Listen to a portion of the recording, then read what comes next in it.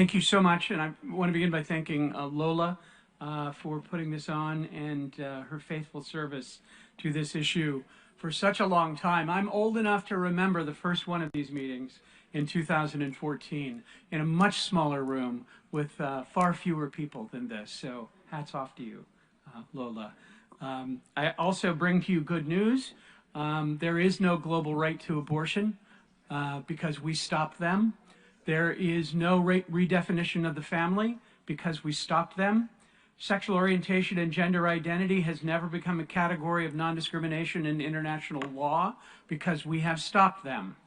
The pro-life and pro-family movement here at the United Nations was founded by Pope John Paul II prior to the Cairo Conference in 1994. Several hundred regular people dropped what they were doing and went to Cairo to assist the Holy See delegation in stopping efforts to make abortion an internationally recognized human right.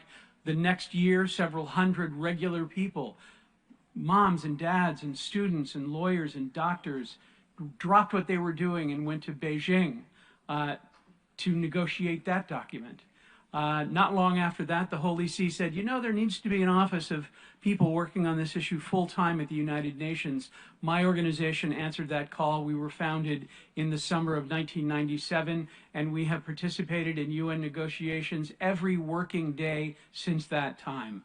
It is phenomenal that the other side has persisted in their skewed vision of human rights. We understand that human rights come to us from the hand of God.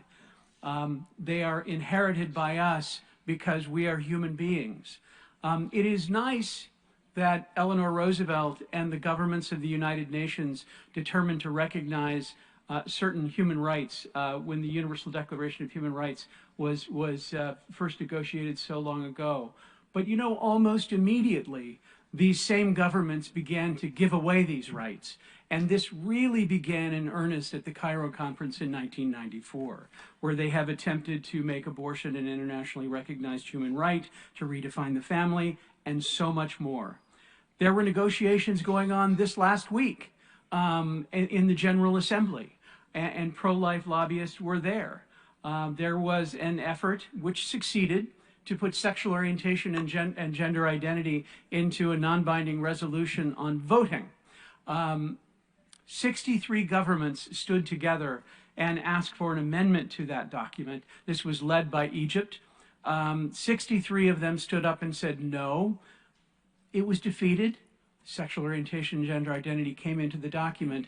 But there is something really beautiful happening among many of the delegations, particularly from Africa, who are acting very boldly on these issues at the United Nations, and also making very strong statements.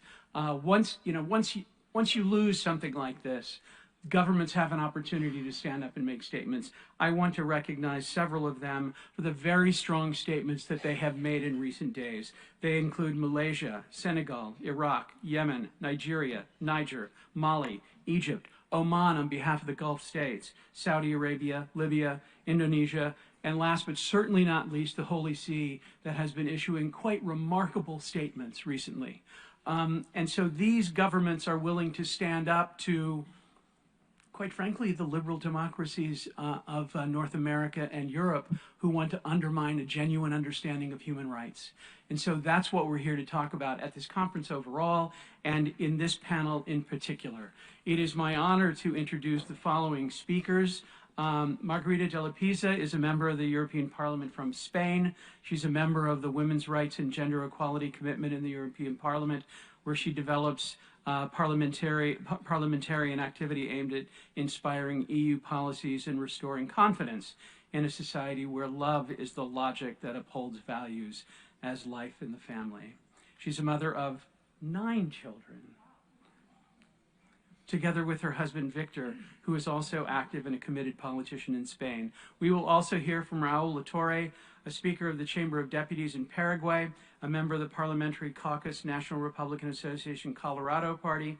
He's a medical doctor who commits himself to strengthen the health system, fight against corruption, and to foster security and employment in Paraguay.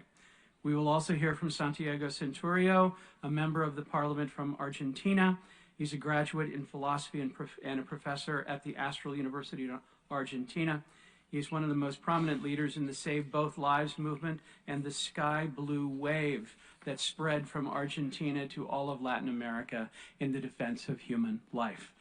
We will also hear from Hafid al-Hashimi, who, I have something here that is a more recent update.